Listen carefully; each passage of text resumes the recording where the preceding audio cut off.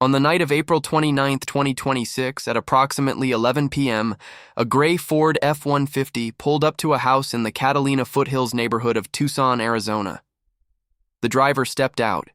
He was wearing gloves, a baseball cap, a mask covering his face. He walked to the driveway, loaded several potted cacti into the truck, and drove away. A Ring camera caught all of it. The house was approximately 1 mile from the home where Nancy Guthrie was taken on the night of February 1st, the neighborhood where the Pima County Sheriff's Department had increased patrols. The neighborhood where residents had been told by the sheriff himself to keep their wits about them because the perpetrator could absolutely strike again. The neighborhood where yellow ribbons have been tied around trees for 92 days and where the memorials at Nancy's front step have been renewed and renewed. 1 mile away, 3 months later, another masked figure, another pair of gloves, another crime committed in the dark. The PCSD, when asked about the footage by KVOA News 4 Tucson, said, "We have not been advised of anything like this. We will do some research and keep you posted." They had increased patrols in this neighborhood specifically because of crimes like this, and they had not been advised. This is Forensic Disconnect, Day 92. And today we are covering 2 developments that together describe something important about the state of this neighborhood, this investigation, and the community that has been living inside this case for 3 months. The new Ring camera footage from April 29th, and a forensic theory from Dr. Gary Brucato that changes the fundamental frame through which the crime scene at Nancy's home must be understood. Before we go further, subscribe and hit the notification bell. Day 92. We are here every single day. Subscribe. Let's start with the Ring camera footage, because the details of what it shows and what it does not show matter enormously for how this development should be understood. On Wednesday, April 29th, at approximately 11 p.m., a gray Ford F-150 arrived at a residential address in the Catalina Foothills neighborhood of Tucson. The driver was wearing gloves and a baseball cap and a mask. He stepped out of the vehicle. He walked to the driveway. He took potted cacti, multiple of them, from the property and loaded them into the truck. He got back in and drove away. The homeowner, who wished to remain anonymous, posted the footage to the Ring app. From the Ring app, it was picked up by KVOA News 4 Tucson, which published the footage in stills on May 2nd. The footage is pixelated, as Ring camera footage of a person at distance typically is, but the key visual elements are clear. The mask, the gloves, the baseball cap, the gray F-150. The systematic loading of multiple plants, the unhurried, purposeful movement of someone who came to this address to take something and did not expect to be stopped. Let's be precise about what this footage is and what it is not. There is no evidence that the masked man in the April 29th Ring footage is the same person who appeared on Nancy Guthrie's doorbell camera on the night of February 1st. The PCSD confirmed there is no established connection between the 2 incidents. The person who stole the cacti may simply be a thief who operates in this neighborhood and who chose this particular aesthetic, masked, gloved, late at night, for reasons entirely unconnected to the abduction that occurred approximately 1 mile away 3 months ago. But here is why the footage matters regardless of whether the person in it is connected to Nancy's case. The Catalina Foothills neighborhood has been under elevated security awareness since February 1st. The PCSD increased patrols specifically in this area after neighbors complained about harassment. Residents have been installing cameras, watching strangers, changing the way they move through their own streets. The sheriff told them the perpetrator could strike again. Jeff Lamy, who lives a few homes down from Nancy, said, "It is someone walking on your property late at night, uninvited. It might be a small crime, but committing a crime, and it is disturbing. This drives the point home that we have to be watchful. This drives the point home." That sentence from a neighbor who has been living in this neighborhood for 92 days since Nancy was taken is the most honest summary of what the April 29th footage means for the people who live there. Not that the cactus thief is the kidnapper, that the neighborhood cannot let its guard down, that masked figures moving through these streets at night are still happening, that the comfort of 3 months of quiet, 3 months of increased patrols and yellow ribbons, and the assumption that the worst had already happened and passed, is not guaranteed. The PCSD said they had not been advised. They had increased patrols in this neighborhood. A masked figure with gloves moved through it at 11 p.m. on a Wednesday night, stealing potted plants from a driveway, and the department responsible for security in this area was not advised until a reporter called them about Ring camera footage that a neighbor had already posted publicly to the Ring app. That gap, between the event and the department's awareness of it, is the specific concern that has been at the center of the institutional accountability story in this case since February. Not malicious intent, not deliberate neglect. The specific documented gap between what is happening in this community and what the institution responsible for protecting it knows about it. The same gap that produced an inexperienced detective, a 33-day wait for a task force, a hair sample that sat in the wrong laboratory for 11 weeks. The gap between what is actually happening and what the department is aware of. The footage does not prove the gap is dangerous in this specific instance. The cactus thief may be entirely unrelated to the Guthrie case, but the pattern it documents, a masked figure, gloves, late at night in this specific neighborhood, 3 months after Nancy's abduction, is the pattern that the community has been told to watch for and report. And the PCSD was not advised until the footage was already on the Ring app and on the local news. Now let's go to Dr. Gary Brucato, because what he said this week to TMZ is the most significant reframing of the physical evidence picture in this case that any credentialed forensic expert has offered publicly since February. Brucato is a forensic researcher and clinical psychologist, a collaborator with the Cold Case Foundation, who has been analyzing behavioral and forensic aspects of the Nancy Guthrie case throughout its duration. He appeared on TMZ this week with a theory that, if correct, changes the fundamental frame through which everything that happened on the night of February 1st must be understood. He said the crime scene at Nancy's home may have been staged, not processed, not contaminated. Staged, deliberately arranged to appear as if the crime occurred there when it may not have occurred there at all. Let's unpack what staged means in forensic science.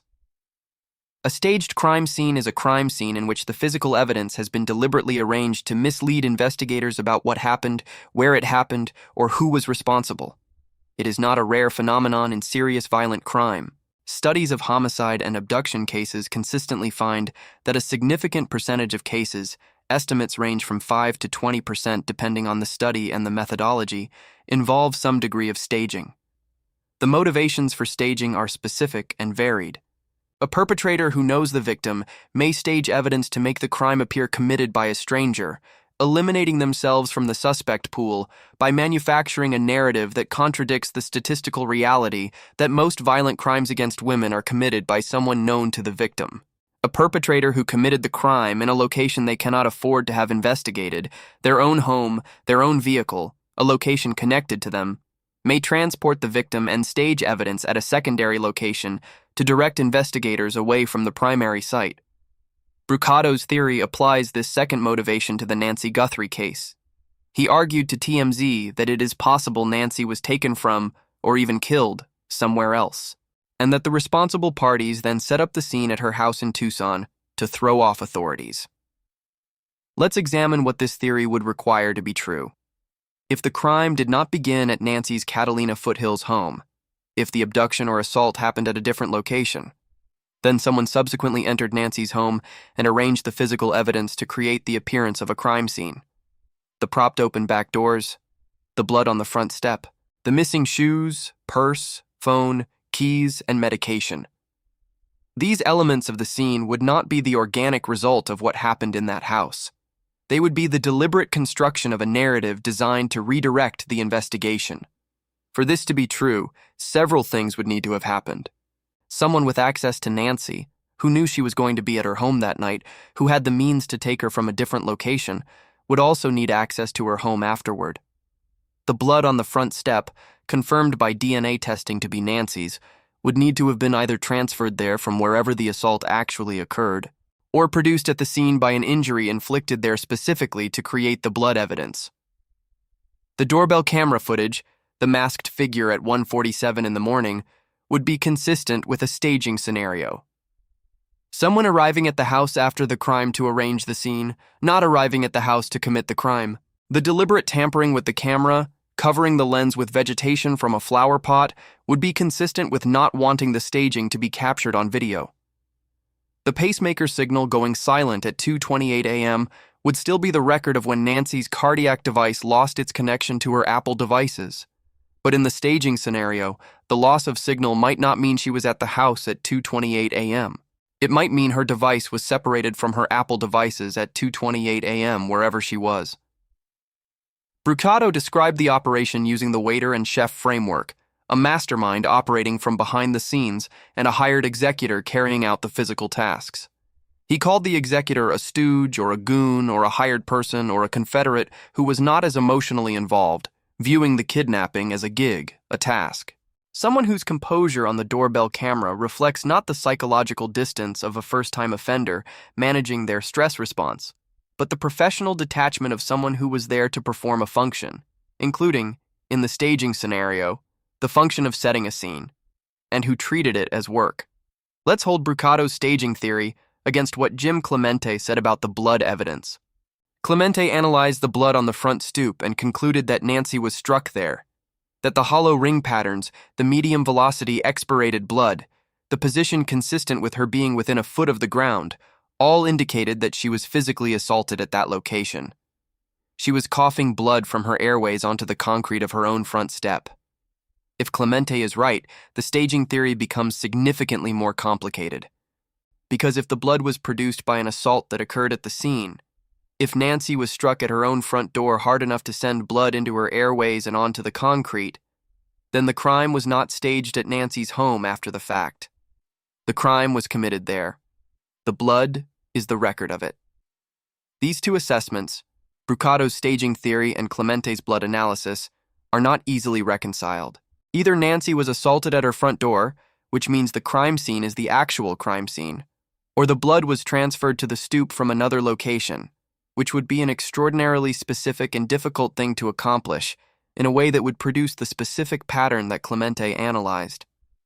But here is the dimension of Brucato's theory that does not depend on the staging question. His identification of the executor as someone viewing the crime as a gig, professionally detached, not emotionally involved, treating the operation as work, is consistent with everything that the behavioral analysis of the doorbell camera footage has produced from the beginning: the composure, the deliberate movement, the unhurried precision. The composure of someone for whom what they were doing did not register as a moral transgression because it was not personal to them.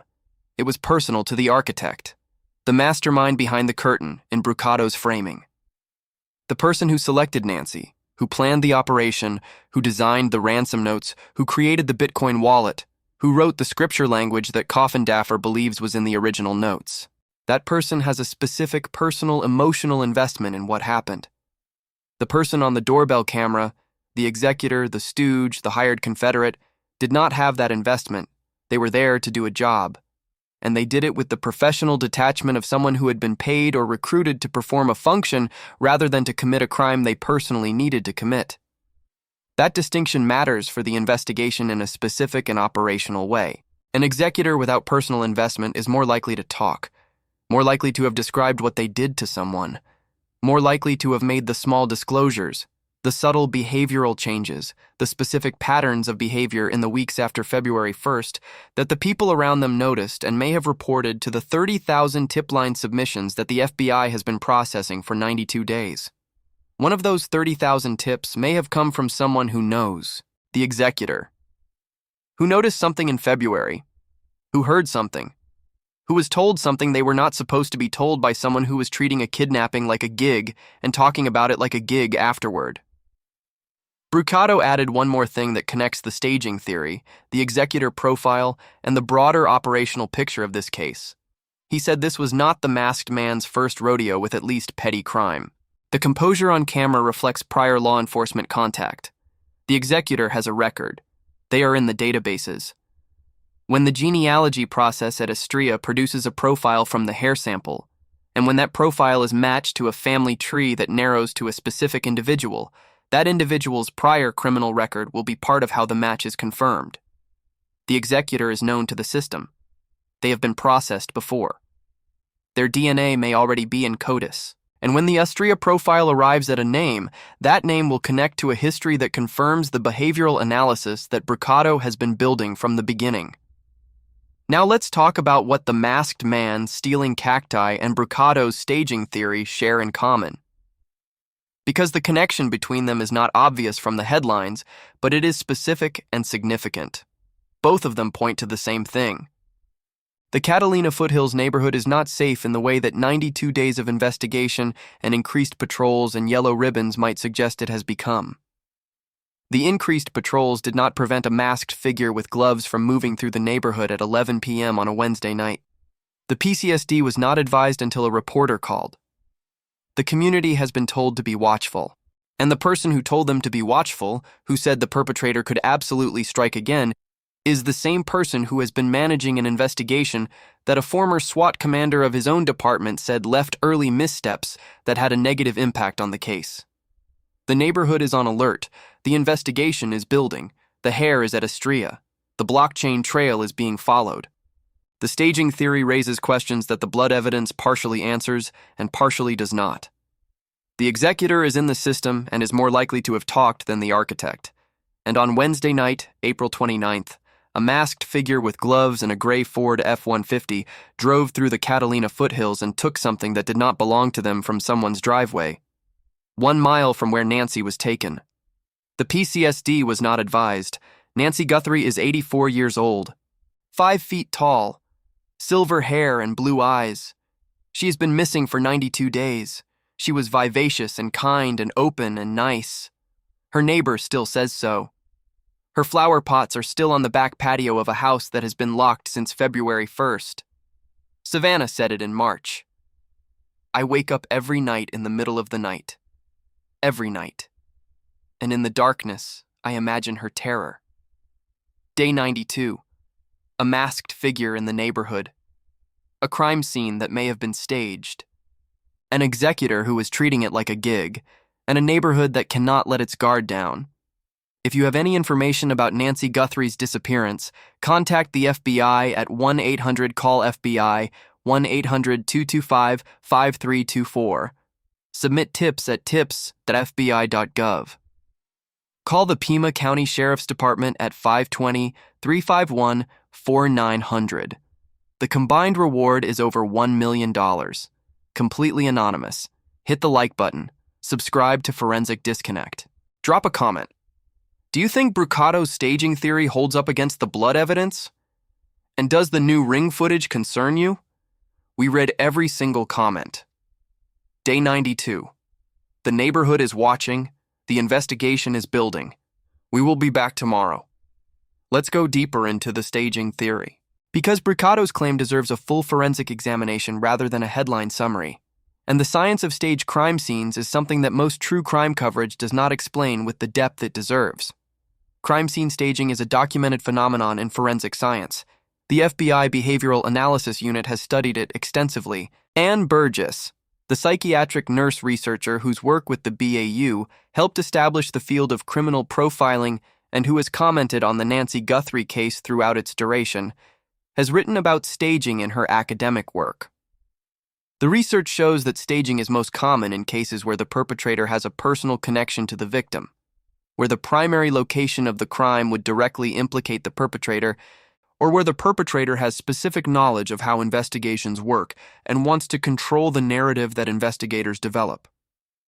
In the Nancy Guthrie case, all 3 of these conditions are consistent with what the investigation has established. The crime was targeted, meaning the perpetrator had specific knowledge of Nancy and her world. The motive is known to investigators and has been protected for 92 days, suggesting it is specific and personal enough to reveal the perpetrator's identity if disclosed.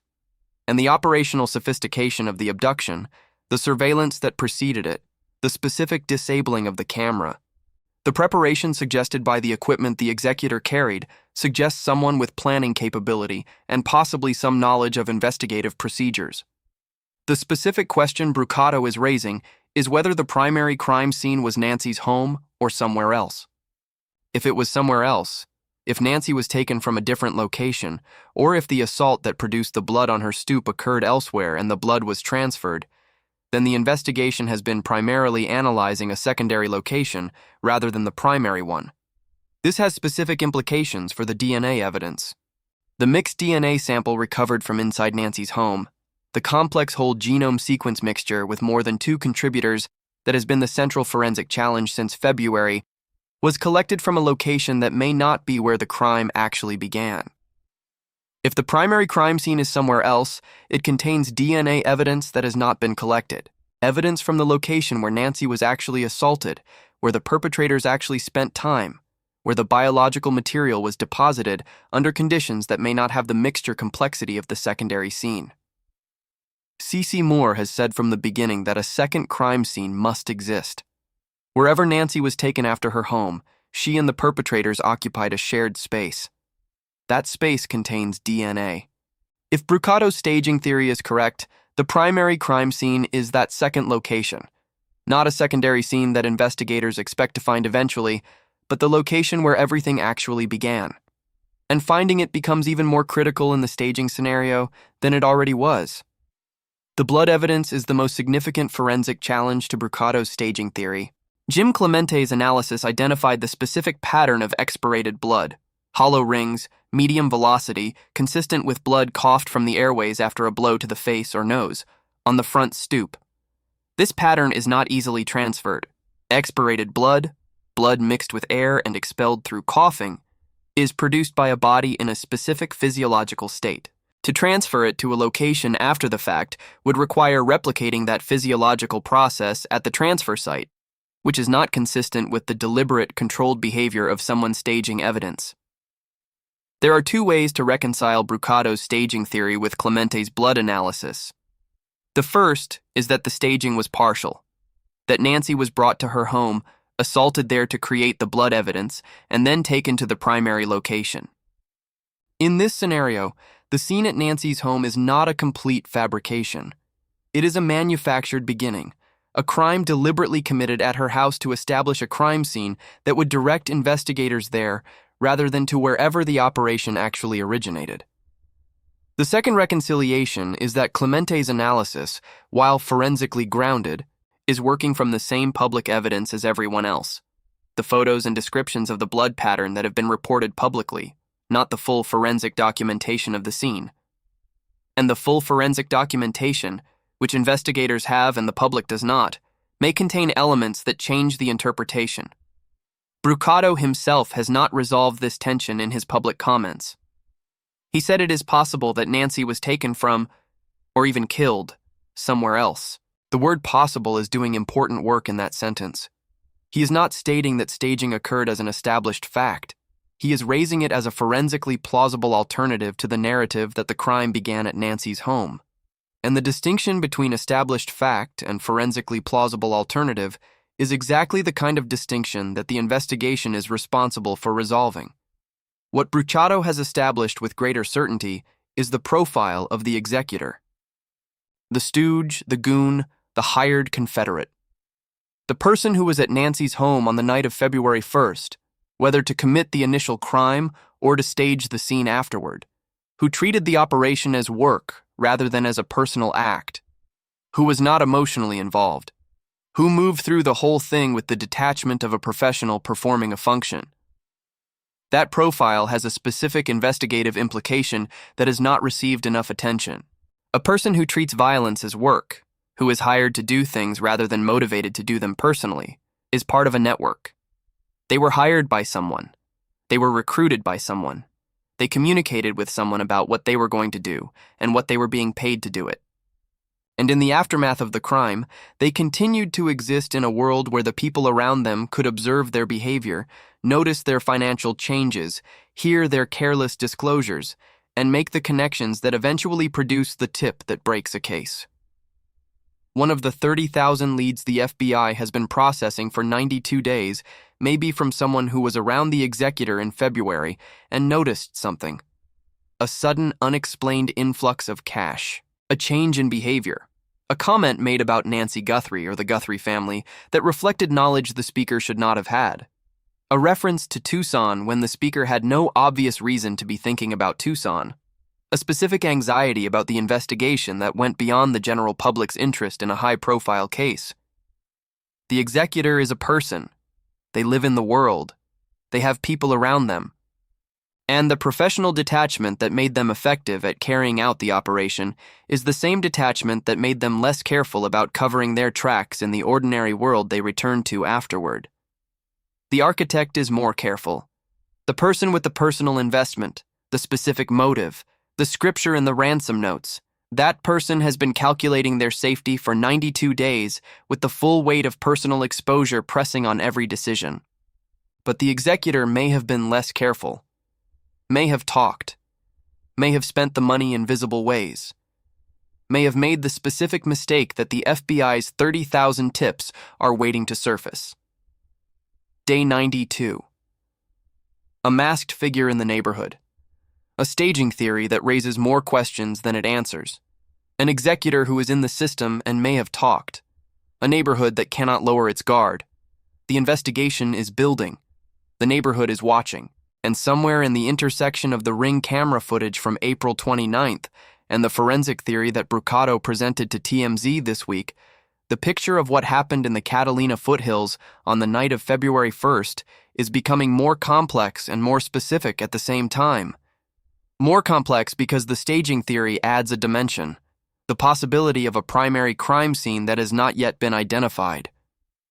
More specific because the executor profile, the hired confederate, the professional detachment, the prior criminal contact, points to a specific type of person with a specific type of history who exists in a specific network of connections that the investigation has been mapping for 92 days.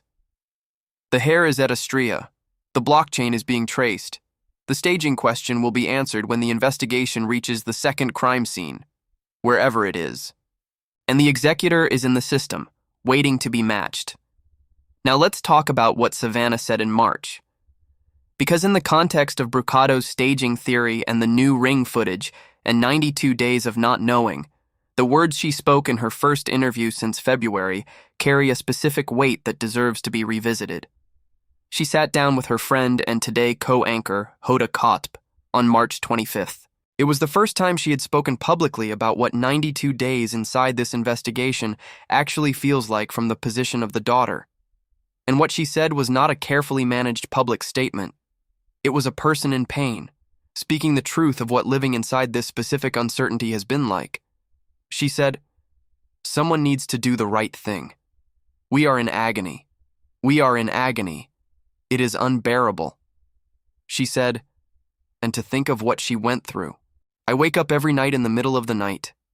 Every night. And in the darkness, I imagine her terror, and it is unthinkable. But those thoughts demand to be thought." She said, "It's just too much to bear to think that I brought this to her bedside, that it's because of me. I have to say, I'm so sorry, Mommy. I'm so sorry. I wake up every night in the middle of the night. Every night. And in the darkness, I imagine her terror." Those words are the human record of what 92 days of bad faith ransom communications and staged or unstaged crime scenes and masked figures in the neighborhood and forensic theories and institutional failures and blockchain trails and hair samples in laboratories actually costs. Not the investigation, not the science. The cost paid by a person who goes to work every morning in yellow and hosts a national television broadcast and then goes home and wakes up in the middle of the night imagining her mother's terror. The operation, whatever it was designed to accomplish, produced this, has been producing this for 92 days, and whoever designed it has been watching it be produced, has been watching Savannah go back to the desk and the yellow dress and the broadcast, has been watching the interviews and the statements and the Easter Sunday acknowledgement of the uniquely cruel injury of not knowing, has been watching the 3-month milestone arrive with no resolution. Brucato said the executor was not emotionally involved, was treating it like a gig. The architect is different. The architect, whoever designed this operation, who selected Nancy, who wrote the scripture, who created the Bitcoin wallet, who planned the surveillance, has been watching every second of what their design produced, has been watching Savannah wake up in the middle of the night with thoughts that demand to be thought, has been watching a daughter apologize to a mother she cannot reach. That is the specific, personal, emotional investment that Brucato's chef framework describes, not in the execution, in the outcome. The person behind the curtain, who was more intelligent and more scheming, who sent the hired Confederate to carry out the physical tasks, that person has been watching the outcome for 92 days and measuring it against whatever grievance or ideology or personal history produced the motivation. And the motive that Nanos has protected for 92 days describes that measurement, describes the specific calculus of a person who chose Nancy Guthrie as the mechanism through which they would reach the person they could not touch directly, describes the specific logic that makes a crime like this feel, to the person who planned it, like something other than what it is. The blockchain is permanent. The hair is at Astria. The executor is in the system. The architect is living their double life. And in 92 days of the most careful, most protected, most methodically constructed federal investigation in this country, the threads that lead to both of them have been followed every single day. I wake up every night in the middle of the night. Every night. The investigation does not sleep either. If you have any information about Nancy Guthrie's disappearance, contact the FBI at 1-800-CALL-FBI, 1-800-225-5324. Submit tips at tips.fbi.gov. Call the Pima County Sheriff's Department at 520-351-4900. The combined reward is over $1 million, completely anonymous. Hit the like button. Subscribe to Forensic Disconnect. Drop a comment. Does Brucato's staging theory change how you see this case? And does the new ring footage concern you about the safety of that neighborhood? We read every single comment. Day 92. The neighborhood is watching. The investigation is building. And whoever is behind this is running out of the one thing that has protected them longest. Time. We will be back tomorrow.